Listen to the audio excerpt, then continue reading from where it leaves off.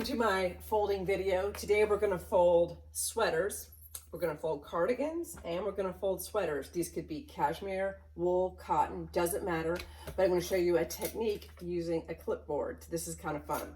So take your sweater, okay, and just like we did on t-shirts, have it right side out, and you have the front of your sweater is going to go down.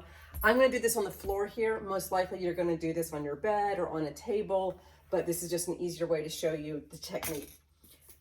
Take your clipboard, and where the center is, you'll probably have a loop, or in this case I have a clip, and I'm just going to set down right a couple of inches below the collar. So the center of the clipboard is aligned with the label. That just tells me it's the center. That's easy.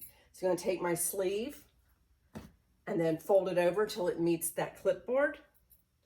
I'm going to fold it all the way across, and then I'm going to put my hand where the shoulder seam is and fold it back. So I'm trying to have as few folds as possible so that my sweater is not as wrinkled. So try to keep it with as few folds. So fold the other side over till it meets the clipboard, and then I'm going to smooth out the sleeve and then fold again where that shoulder meets the sleeve seam. Now I'm done with my clipboard.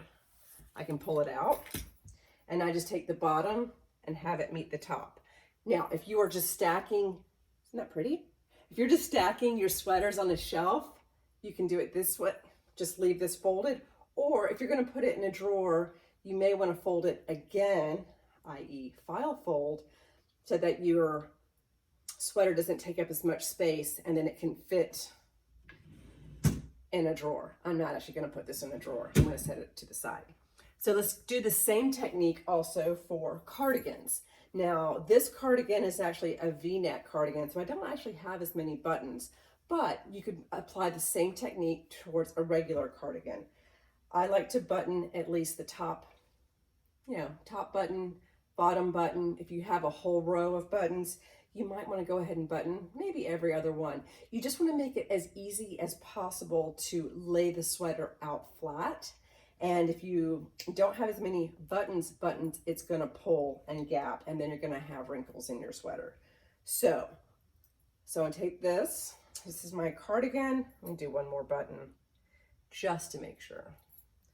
Okay, so I take my cardigan, again, face down. So the front of the cardigan is on the floor, or in your case, it might be on the bed. Take my clipboard, line up the middle of the clipboard with roughly where the label is. Again, I'm a couple of inches below the collar, and I'll back up there.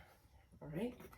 And then I'm going to take one side and fold it over to where it meets the edge of the clipboard, and then fold that sleeve back over, oops, at the shoulder seam. Take the other side, fold it to meet the clipboard. Okay, so again, just smoothing out some of the wrinkles. With cashmere sweaters and cotton sweaters, even some wools, you want to try to smooth it out along the way so that you don't have as many wrinkles. So now I'm done with my clipboard. I can pull it out and take the bottom to meet the top. Again, if I'm going to do a file fold, I would fold it one more time, and then I can stack it up with my other sweater. So now I have a stack. If I were storing these in my closet or my drawer, I would want to store my cardigans together and then store my crew neck sweaters together so they're all grouped with their other sweaters. All right, hope that helps.